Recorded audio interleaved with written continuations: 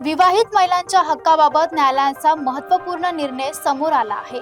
केवळ विवाह झाला म्हणून कोणत्याही मुलीला शासकीय योजनेच्या लाभापासून वंचित ठेवता येणार नाही, असे स्पष्ट करत न्यायालयाने समानतेच्या घटनात्मक अधिकारांवर शिक्कामोर्तब केला आहे।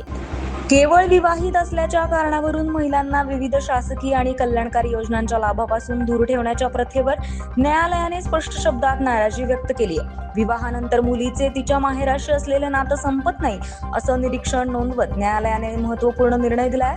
विवाहित मुलींना योजनांमधून वगळणे हे भारतीय राज्यघटनेने दिलेल्या समानतेच्या अधिकाराच्या विरोधात असल्याचंही न्यायालयाने स्पष्ट केलंय। या निर्णयामुळे विविध योजनांच्या पात्रतेसंदर्भातील निकषांच्या फेरविचार होण्याची शक्यता आता व्यक्त केली जाते। तसेच महिलांच्या हक्कांच्या संरक्षणासाठी हा निर्णय महत्त्वाचा टप्पा मानला जात असून याचा लाभ अनेक विवाहित महिलांनाही मिळू शकतो।